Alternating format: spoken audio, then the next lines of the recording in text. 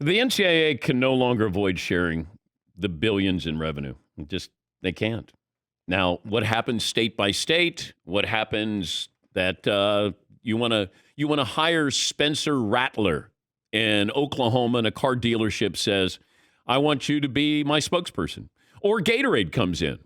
I mean, this is a guy who's going to be probably a top 5 pick, maybe number 1 overall quarterback at Oklahoma. There's certain players who are going to benefit. Yeah, McLevin. So what if somebody in a non-NIL state cuts a deal? Then are we going to be right in court by July 5th saying, like, is the NCAA going to do anything with these guys? Are they going to come down on them? I have no idea. Like, I don't know what the NCAA is capable of doing, trying to do, willing to do, what Congress's role is going, universities, athletic departments, athletes. You can have a marketer come on your campus. You can't have an agent come on your campus. But if somebody from Gatorade wants to sit down with, name a player in college, if it's a basketball player, a football player, say, hey, I want you to endorse my product here. As long as you're paying taxes, I think that's what the athletes are saying. We have 2 athletes. Rex Chapman coming out of high school was, incredibly sought after. Jim Jackson, who went to Ohio State, incredibly sought after.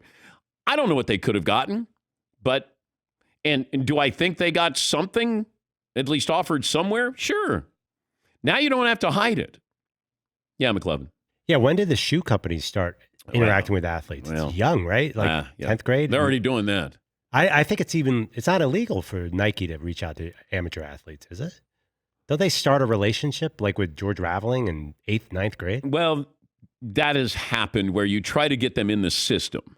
And then you're an Adidas school or Adidas guy. And then when you go to college, a lot of those players will go to an Adidas school or a Nike school. There's a funneling system that goes on with that. It's been going on for years. I mean, players still get paid. They're just not getting paid by the athletic department. It's not like a coach is saying, here's money. Now, you might have assistant coaches who are lined up, through a shoe company, third party. But if you want to get paid, you can get paid.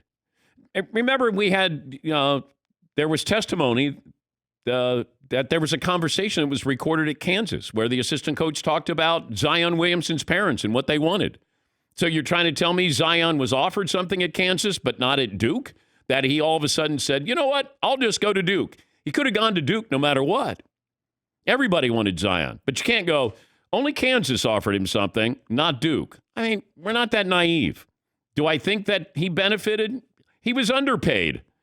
I mean, Cam Newton famously rejected Mississippi State. They reportedly offered, $170,000. And then he said, thanks, I'm not going here. And then he went to Auburn. Do we really think that he went to Auburn and went, you know what? I'm going to go to Auburn and I don't need anything. Now, he might have said, hey, I just got paid by Mississippi State. I don't need to get anything at Auburn here. The NCAA. You just stick your head in the sand, and it feels like that's what the NCAA has done for decades. Just wake me up when it's over. I mean, you pop your head up when you're going to make billions of dollars, but you just stick your head in the sand when it comes to athletes' rights. And, I mean, this is going to be a watershed moment.